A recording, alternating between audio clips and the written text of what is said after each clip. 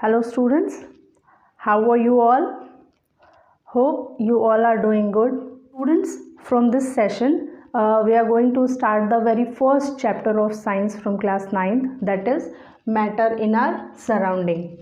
And as you all know, this chapter belongs to the chemistry section of science. So students, ये जो chapter है, इस chapter में हमें ऐसे बहुत से कॉन्सेप्ट्स पढ़ने को मिलेंगे, ऐसे बहुत से कॉन्सेप्ट्स देखने को मिलेंगे जो हमारी डेली लाइफ से है कोरिलेट करेंगे। ऐसे बहुत से कॉन्सेप्ट्स होंगे जो हमें पता भी नहीं होंगे और हम उनको यूज़ कर रहे होते हैं हमारी डेली लाइफ में। सो let us start our journey of this chapter, that is matter in our surrounding.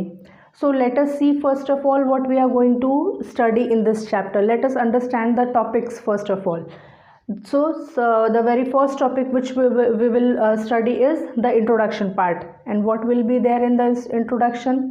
Introduction में सबसे पहले तो हमें ये देखना पड़ेगा, हमें ये समझना होगा कि मैटर होता क्या है, what is matter. And after that if matter is there, अगर मैटर कुछ होता है तो वो कुछ ना कुछ किसी न किसी चीज़ से बना होगा।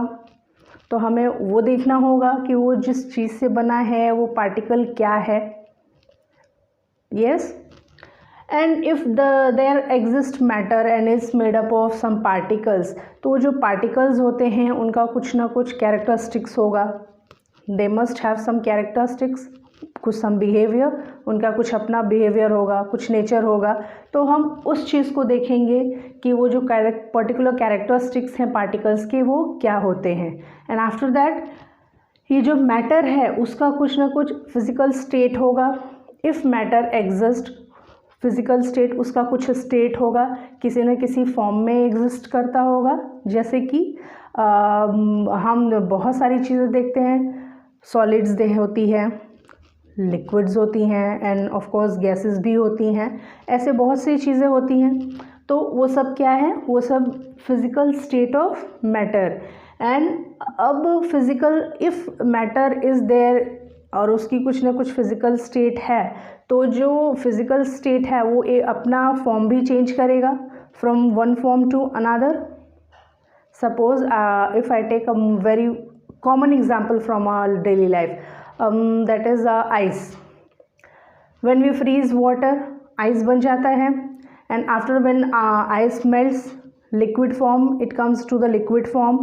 And when we boil the water, जब हम वाटर को बॉईल करते हैं वो वेपोराइज होता है, वेपोराइज होके फिर गैसियस स्टेट में चेंज होता है। सो स्टेट चेंज हुआ, from ice to water, liquid हो गया, and then again water to vapour, gaseous state हो गया। तो ये सब कहाँ आता है, change of state of matter. So in this particular lecture will see what is matter. सबसे पहले हम समझेंगे मैटर क्या होता है, the introductory part. After that हम कैरेक्टरिस्टिक्स ऑफ पार्टिकल्स देखेंगे। उसके बाद हम फिजिकल स्टेट ऑफ मैटर भी थोड़ा इंट्रोडक्शन उनका देखेंगे। Okay, and this particular topic the change of state of matter, ये बहुत ही वास्ट टॉपिक है अपने आप में। So will cover this topic in our next lecture. Okay, so let us start. First of all, if I say you, अगर मैं आपसे पूछूं कि मैटर क्या होता है, व्हाट इज़ मैटर, मैटर क्या होता है, तो what will you answer, everything that surrounds us is matter. हर वो चीज़ जो हमारे आसपास है वो क्या होती है, मैटर होती है। कैसे, suppose I take the example, this pen I am having, matter है।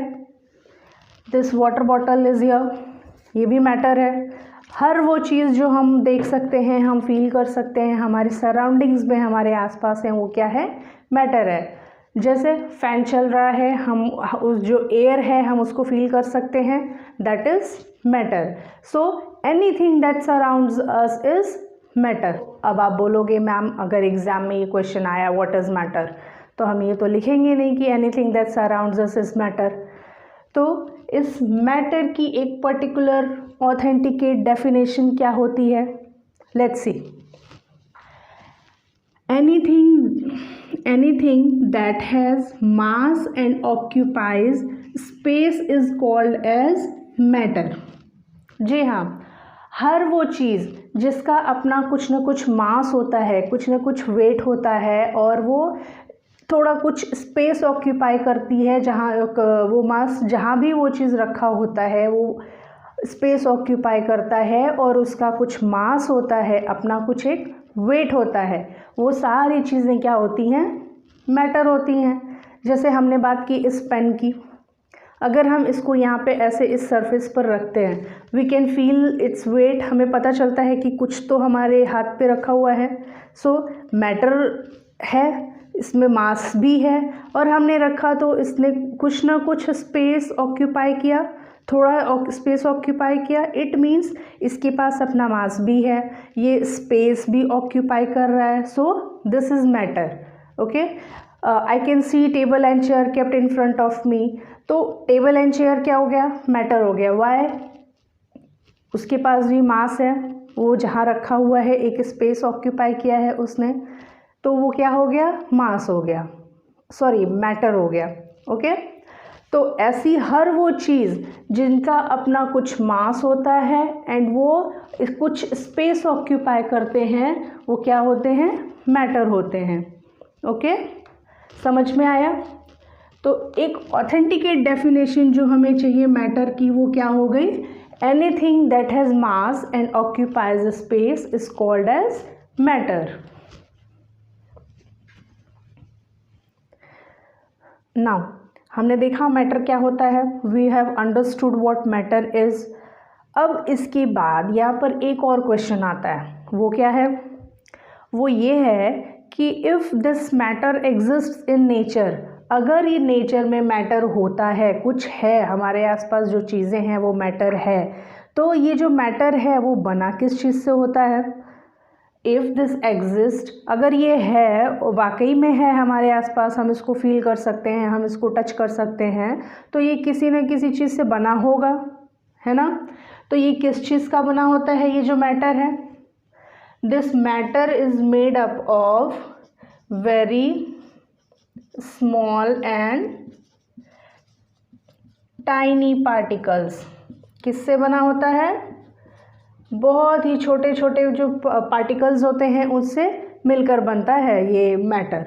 जैसा कि हम बोलते हैं ना कॉमनली, बूंद बूंद से सागर भरता है या बूंद बूंद से घड़ा भरता है। इन द सेम वे, जब ये जो स्मॉल और टाइनी पार्टिकल्स हैं ना, ये स्मॉल एंड टाइनी पार्टिकल्स जब बहुत सारे मिलते हैं तो मैटर बनाते हैं।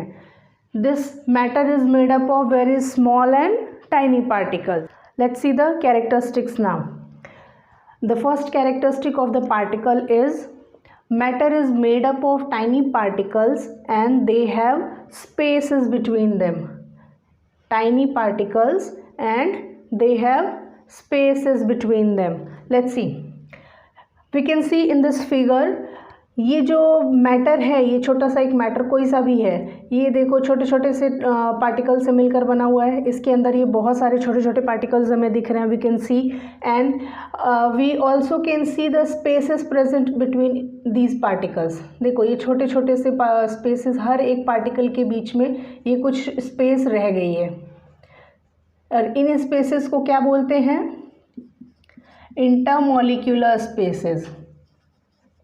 इंटरमॉलिक्यूलर स्पेसेस हम कैसे बता सकते हैं? हाउ कैन वी टेल कि किसी भी जो मैटर है उसके पार्टिकल्स के बीच में इंटरमॉलिक्यूलर स्पेसेस होते हैं। So how can we tell this, हम कैसे बता सकते हैं कि ये जो पार्टिकल्स हैं, बहुत सारे पार्टिकल्स जो मैटर बना रहे हैं मिलकर के, उन पार्टिकल्स के बीच में कुछ स्पेसेस होती हैं जो कि इंटरमॉलिक्यूलर स्पेसेस बोली जाती हैं।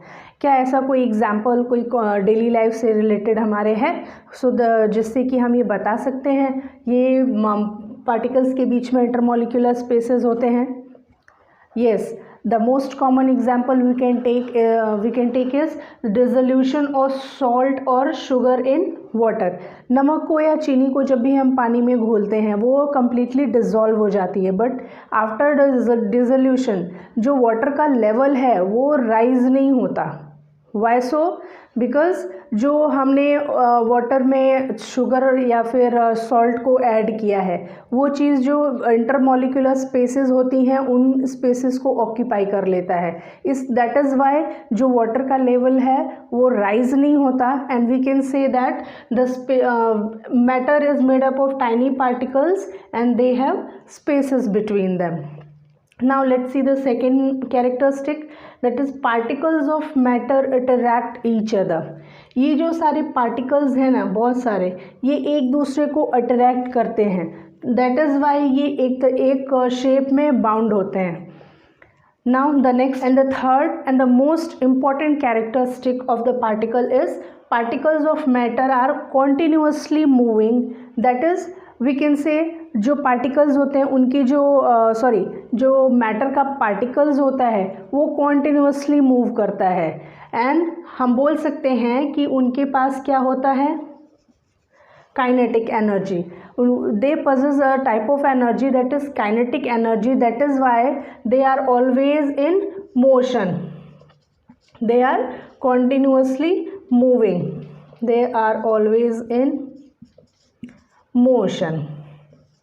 नाउ अब इस चीज़ का कोई example from our daily life is, हम एक मोस्ट कॉमन एग्जाम्पल ले सकते हैं जो हम हर डे पर डे यूज़ करते हैं, that is spreading of fragrance of deos.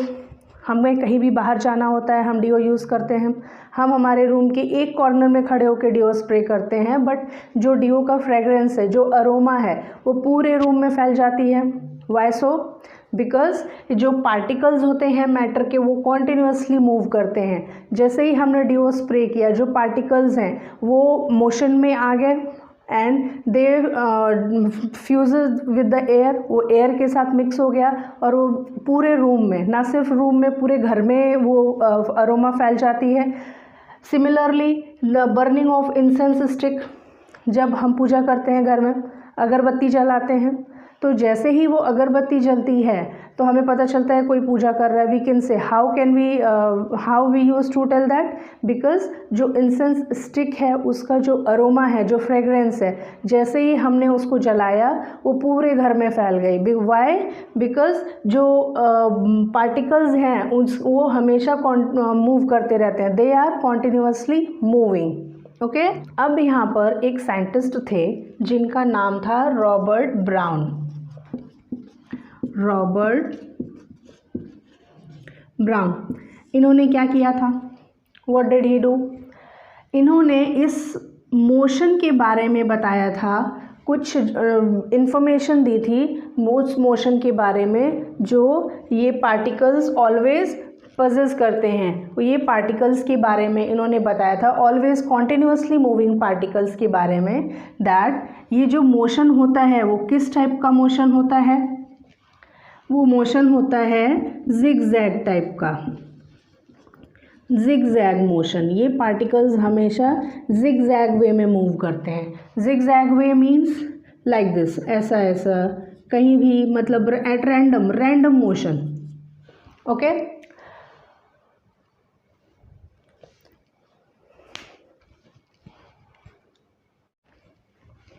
और इस मोशन को, इस जिगजैग मोशन को, on the name of this scientist Robert Brown, we called this as Brownian motion.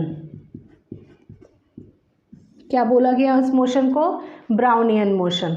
Now let us see, जब भी हमारे घर में खाना बन रहा होता है, जब भी खाना गर्म होता है, किचन में गरम गरम बन रहा होता है, उसकी जो स्मेल है और उसकी जो अरोमा होती है वो पूरे घर में फैलती है। वी कैन टेल कि किस टाइप का खाना, क्या खाना बन रहा है। बट जब वही खाना ठंडा होता है, कोल्ड हो जाता है, वी कांट टेल, हम उसकी दूर बैठकर हम उसकी स्मेल को, उसकी फ्रेगरेंस को, अरोमा को हम आइडेंटिफाई नहीं कर सकते। ऐसा क्यों होता है? Why does this happen? ऐसा इसलिए होता है क्योंकि जब वो फूड गर्म होता है, एज द टेम्परेचर इंक्रीजेज, जो मोशन है पार्टिकल्स का, पार्टिकल्स के जो मोशन होते हैं वो इंक्रीज हो जाता है। So we can say that with increase in temperature, जैसे जैसे टेम्परेचर इंक्रीज होता है, जो पार्टिकल्स का मोशन है, पार्टिकल्स का मोशन भी इंक्रीज़ हो जाता है, मतलब जो पार्टिकल्स हैं वो और फास्टर मूव करने लगते हैं। इसीलिए जब भी खाना गर्म होता है हम बता सकते हैं what type of food is being cooked in our kitchen. ऐसे ही same condition is there with incense stick. अगर इंसेंस स्टिक, अगरबत्ती ऐसे ही रखी हुई है पैकेट के अंदर तो उसकी स्मेल हमें नहीं आएगी, बट जैसे ही उस इंसेंस स्टिक को हम जलाते हैं, अगरबत्ती को जलाते हैं, उसकी जो उस अरोमा होती है वो फैल जाती है। ऐसा क्यों है? क्योंकि हमने उस इंसेंस स्टिक को एक टेम्परेचर प्रोवाइड किया, उसका टेम्परेचर इंक्रीज़ किया। तो जैसे ही हमने टेम्परेचर को इंक्रीज़ किया, जो मोशन है वो और ज़्यादा फास्टर हो गया और जो स्मेल है वो और ज़्यादा फास्टर हम तक पहुंच पाई। Now if we are talking about particles, the motion of the particles और the spaces between them, in short अगर हम पार्टिकल्स की कैरेक्टरिस्टिक्स के बारे में बात कर रहे हैं, हम पार्टिकल्स के नेचर, उसके बिहेवियर के बारे में बात कर रहे हैं, तो यहाँ पर एक और प्रोसेस आता है जिसको बोलते हैं डिफ्यूजन। अब ये डिफ्यूजन क्या होता है? लेट्स सी, सपोज़ मैं आपको एक एग्जांपल देती हूँ। हम जब भी वाटर के अंदर कोई सा भी कलर मिक्स करते हैं, सपोज़ होली में हम ऐसा करते हैं, होली का फेस्टिवल जब भी आता है हम पानी के अंदर कलर को घोल कर यूज़ करते हैं। तो जब भी हम पानी के अंदर कलर को डालते हैं, वो पाउडर कलर डालते ही पूरा पानी, सपोज़ मैंने रेड कलर लिया, तो जैसे ही हमने वो रेड कलर एक बकेट के वाटर में डाला, वो जो बकेट का वाटर होता है पूरा रेड हो जाता है बिना किसी स्टर किए। हम उसको स्टर भी नहीं करते and that colour totally that red colour totally imparts its colour to the water of the bucket, to complete water of the bucket. और जैसे ही हम उस बकेट का वाटर निकाल के दूसरे बकेट के वाटर में मिक्स करते हैं, दूसरे बकेट के पानी में मिक्स करते हैं, वो पानी भी रेड हो जाता है। ऐसा क्यों होता है? That happens due to the process of diffusion. अब ये डिफ्यूजन होता क्या है? What is its definition? एक प्रॉपर डेफिनेशन क्या होती है इसकी? तो डिफ्यूजन इंटरमिक्सिंग होता है, intermixing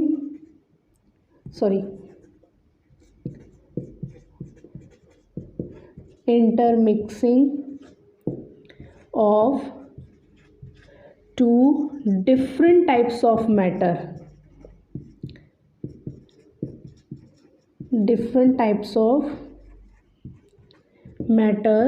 on their own is called as diffusion. Now अब देखो, हमें पता चला डिफ्यूजन क्या होता है। डिफ्यूजन मतलब इंटरमिक्सिंग। जैसे कभी दो टाइप के सॉन्ग्स को मिक्स करके एक सिंगल सॉन्ग बनाते हैं ना, फ्यूजन करते हैं। फ्यूज मीन्स मिक्स हो जाना किसी चीज़ में। वैसे ही डिफ्यूजन का मतलब intermixing of two different types of matter, दो अलग अलग मैटर जब आपस में फ्यूज़ होते हैं अपने आप से, मतलब बिना किसी external I can say pressure के या बिना किसी एक्सटर्नल फोर्स वगैरह के, कुछ भी बिना कुछ एक्सटर्नली प्रोवाइड किए, जब वो एक दूसरे के साथ इंटरमिक्स हो जाते हैं कम्प्लीटली, तो उस प्रोसेस को क्या बोलते हैं? डिफ्यूजन। ना अब डिफ्यूजन को बढ़ाया कैसे जाए? हम डिफ्यूजन का रेट जो है, कैसे डिफ्यूजन के रेट को इंक्रीज़ कर सकते हैं? How can we do that? तो जैसे हमने यहाँ पर हमने यहाँ पर टेम्परेचर इंक्रीज़ किया था, तो जो मोशन है पार्टिकल्स का वो इंक्रीज़ हो गया था, फास्टर हो गया था। In the same way, similarly वैसे ही डिफ्यूजन के साथ भी होता है। हम जैसे जैसे टेम्परेचर को इंक्रीज़ करते हैं, ये जो रेट ऑफ डिफ्यूजन होता है वो भी इंक्रीज़ करता है। इस डिफ्यूजन के बारे में हमारे अपकमिंग क्लासेस में हम और ज़्यादा पढ़ेंगे इसके बारे में डिटेल, बट फ़िलहाल अभी यहाँ के लिए बस इतना ही हमें जानना था कि डिफ्यूजन होता क्या है। Okay students, now let us classify this matter on the basis of their physical state. So on the basis of physical state, ये जो मैटर है वो कितने टाइप्स के होते हैं? जो कॉमनली आज तक हम पढ़ते आए हैं, what we know is matter on the basis of their physical state is of 3 types. कौन कौन से 3 types? Solids, liquids and gas. हमें ये 3 पता था, आज तक हम यही पढ़ते आए हैं। But except these three solids, liquids and gases, fourth and fifth type के फिजिकल स्टेट ऑफ मैटर भी प्रेजेंट हैं। यस, वो कौन कौन से हैं? Let's see. That is the fourth one is plasma and the fifth is BEC. What is BEC? That is Bose Einstein condensate. इन तीन के अलावा चौथे और पांचवें फिजिकल स्टेट भी एग्जिस्ट करते हैं। चौथे और पांचवें कौन कौन से हैं? प्लाज्मा और बोस-आइंस्टाइन कंडेंसेट। चलो अब हम इनकी प्रॉपर्टीज़ देखते हैं। फर्स्ट ऑफ ऑल हम सॉलिड्स, लिक्विड्स और गैसेस को देखते हैं। We can connect these three easily. So first of all हम इनके बारे में पढ़ते हैं and after that will see plasma and Bose Einstein condensate. चलो let us see. First of all solids. हमें पता है सॉलिड्स बहुत ही डेफिनेट शेप के होते हैं। सपोज़ मैं बात करूँ इस पेन की, तो ये पेन का एक पर्टिकुलर शेप है, बहुत ही डेफिनेट शेप है ना। तो solids exhibit a definite shape. उनका वॉल्यूम डेफिनेट होता है। इस पेन का वॉल्यूम डेफिनेट है। अगर मैं इसको ऐसा मोड़ना चाहूँ तो भी इसका वॉल्यूम सेम रहेगा। और इनकी जो सॉलिड्स है, इनकी जो डेंसिटी होती है वो हाई होती है। वाई? क्यों इनकी डेंसिटी इतनी हाई होती है? बिकॉज जो इनका वॉल्यूम होता है वो फिक्स्ड होता है। फिक्स्ड इन द सेंस इस पेन का वॉल्यूम जो है वो फिक्स है। इस शेप का पेन अगर फॉर दिस पर्टिकुलर पेन इसका वॉल्यूम यही रहने वाला है। सो जब हमारे पास डेफिनेट शेप है और डेफिनेट वॉल्यूम है तो ऑब्वियस सी चीज़ है कि जो डेंसिटी होगी वो भी डेफिनेट होगी और बहुत ही हाई होगी। And the next thing is solids exhibits distinct boundaries. It is distinct boundaries. The next is solids are very rigid. ये जो solid होते हैं वो बहुत ही rigid होते हैं, hard होते हैं and they are incompressible. Incompressible मतलब हम उन्हें compress नहीं कर सकते, उन्हें दबा नहीं सकते, उन्हें तोड़ नहीं सकते until and unless कि इतना ज़्यादा pressure हो कि वो पूरा टूट ही जाए। ठीक है। सॉलिड्स ऐसे क्यों होते हैं? क्योंकि उनके जो पार्टिकल्स होते हैं सॉलिड के अंदर, उनके अंदर की जो इंटरमोलिक्यूलर स्पेसेस होते हैं वो बहुत ही मिनिमम होते हैं, जिसकी वजह से उनकी जो बाउंड्रीज होती हैं डिस्टिंक्ट होती हैं। वो अपने आप को डिफॉर्म नहीं कर सकते इजीली। रिजिड भी होते हैं, दैट इज़ हार्ड होते हैं। हार्ड भी क्यों होते हैं? क्योंकि इन जो पार्टिकल्स हैं इनके, we can see from this figure, इनके अंदर की ये जो इंटरमोलिक्यूलर स्पेसेस हैं वो बहुत ही मिनिमम होते हैं, ऑलमोस्ट ना के बराबर। ठीक है। एंड जो इंटरमोलिक्यूलर फोर्सेस हैं, फोर्सेस मत मीन्स ये जो दो पार्टिकल्स हैं, इन दो पार्टिकल्स के बीच में जो अट्रैक्शन होता है, फोर्स ऑफ अट्रैक्शन मैक्सिमम होता है। दैट इज़ वाई इनका जो शेप है वो रिजिड होता है, डेफिनेट वॉल्यूम रहता है, डेफिनेट शेप होता है। इनफैक्ट इनकी डेंसिटी भी बहुत हाई होती है। And rate of diffusion in solids क्या होता है? रेट ऑफ डिफ्यूजन, जो सॉलिड्स होते हैं उनमें डिफ्यूजन नहीं होता। We can't diffuse two pens. Suppose मैंने बोला मेरे पास ये दो पेन्स हैं, इनको ऐसा साथ में रखा, can they diffuse? No. So the rate of diffusion in solids are minimum. Minimum मतलब बिल्कुल ही नहीं होता, ना के बराबर है। ठीक है। Now second, next is liquids. Liquids का जो शेप होता है वो इनडेफिनिट होता है। इनडेफिनिट मीन्स उनका कोई फिक्स्ड शेप नहीं होता। वो जिस टाइप के कंटेनर में हम स्टोर करेंगे किसी भी टाइप लिक्विड को, वो उस कंटेनर का शेप ले लेता है। बट उनका जो वॉल्यूम होता है वो डेफिनेट होता है, फिक्स होता है। और वो जो लिक्विड्स होते हैं, liquids are also non compressible. हम उनको दबा नहीं सकते, लिक्विड्स को भी हम कंप्रेस नहीं कर सकते, almost no. And their densities are also high. जो लिक्विड्स होते हैं उनकी डेंसिटी भी हाई होती है, बट जो सॉलिड्स होते हैं उनकी कंपैरिजन में लेस होती है। दोस्तों the density of liquids are less than solids but greater than gases. Okay. अब नाउ लेट अस सी, जो इंटरमोलिक्यूलर फोर्सेस होते हैं लिक्विड्स में वो मॉडरेट टाइप के होते हैं। मॉडरेट टाइप के क्यों होते हैं? बिकॉज ये जो पार्टिकल्स होते हैं लिक्विड्स के, इनके बीच का जो ये इंटरमोलिक्यूलर स्पेसेस होता है ये एज कम्पेयर टू सॉलिड्स ज़्यादा होता है। दैट इज़ वाई ये जो लिक्विड्स होते हैं ये इनडेफिनिट शेप के होते हैं। ये जो due to present of these intermolecular spaces particles इधर उधर थोड़े बहुत मूव कर लेते हैं, दैट इज़ वाई इनका शेप इनडेफिनेट होता है। और लिक्विड्स के अंदर फ्लो करने की कैपेसिटी होती है, वो अपने आप को from higher level to lower level flow करा सकते हैं। Okay, next thing is diffusion. क्या लिक्विड्स में डिफ्यूजन होता है? Does diffusion occurs in liquid? Of course diffusion होता है लिक्विड के अंदर। हमने पहले भी एग्जाम्पल पढ़ा था, solution of sugar and water, solution of salt and water, mixing of colour in water, या जब हम ग्लूकोज और वाटर का सोल्यूशन बनाते हैं, ये सारी चीज़ें लिक्विड में क्या होती हैं? कंप्लीटली डिफ्यूज़ हो जाती हैं। तो diffusion occurs in liquids. Now हमने बोला लिक्विड्स के अंदर फ्लो करने की टेंडेंसी होती है, ठीक है, और हम जिस भी कंटेनर में लिक्विड्स को स्टोर करते हैं, जो लिक्विड होता है वो उस कंटेनर का शेप ले लेता है। ऐसा क्यों होता है? हमने ये भी देखा, ऐसा इसलिए होता है क्योंकि जो लिक्विड के पार्टिकल्स होते हैं, लिक्विड मटेरियल के, इन पार्टिकल्स के बीच में जो इंटरमोलिकुलर स्पेसेस होता है वो as compare to solids greater होते हैं, एंड जो intermolecular forces between these two particles will be less as compare to solids. इन दो के बीच का जो इंटरमोलिकुलर फोर्स होता है वो सॉलिड की कंपैरिजन में मॉडरेट होता है। Intermolecular forces in liquids are moderate. Now हम आते हैं गैस पर। गैस का जो शेप होता है और जो वॉल्यूम होता है दोनों ही इनडेफिनिट होता है, indefinite shape and indefinite volume.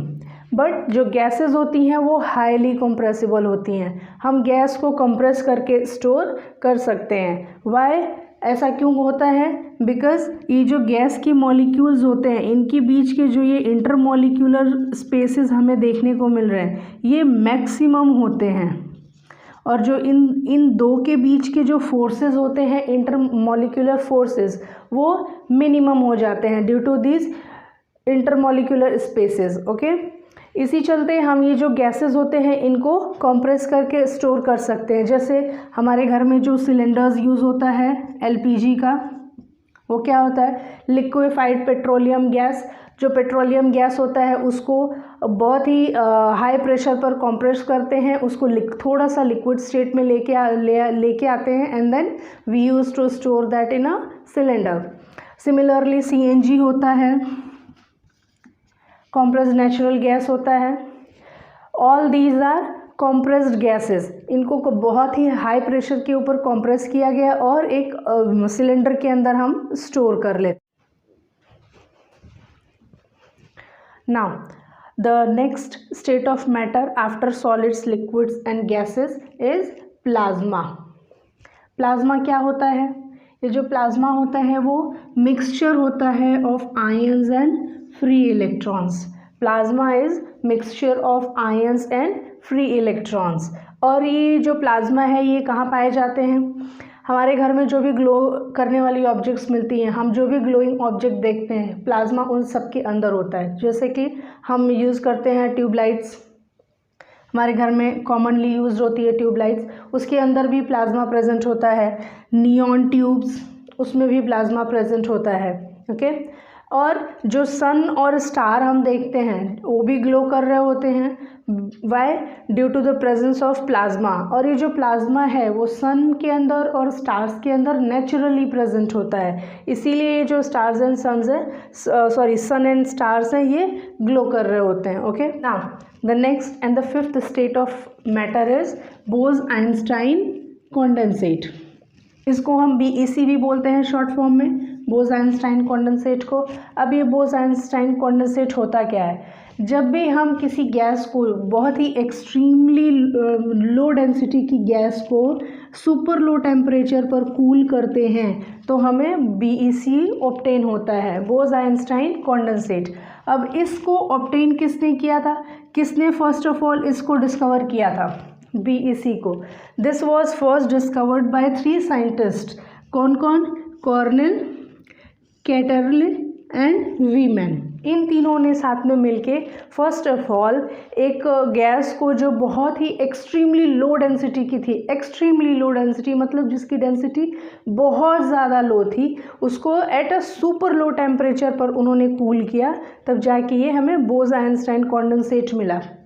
Okay, now अब इस स्टेट का नाम बोस-आइंस्टाइन कॉन्डेंसेट क्यों रखा गया?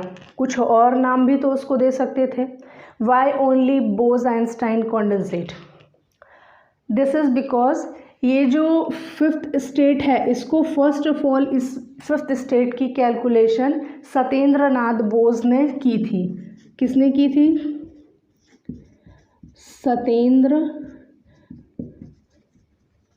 बोस ने। Now after Satyendranath Bose, Albert Einstein ने based on the calculations of Satyendranath Bose, Albert Einstein ने बताया था कि एक फिफ्थ स्टेट ऑफ मैटर भी एग्जिस्ट करता है। ओके, बट इन दोनों ने फाइनल इस चीज़ को डिस्कवर नहीं किया था। फाइनली इस स्टेट को किसने डिस्कवर किया? इन 3 साइंटिस्ट्स ने। कौन कौन? कॉर्नेल, कैटरले एंड वीमैन ने। ओके, सो स्टूडेंट्स, आज के लेक्चर में बस हम इतना ही पढ़ेंगे। बाकी के हमारे जो बचे हुए टॉपिक्स हैं वो हम नेक्स्ट सेशन में कवर करेंगे। ओके, टिल देन आप इस चीज़ को रिवाइज करो एंड अगर कोई क्वेश्चन है, आपका कोई क्वेश्चन अटक रहा है, then you can write me in the comment section. Thank you for watching my video.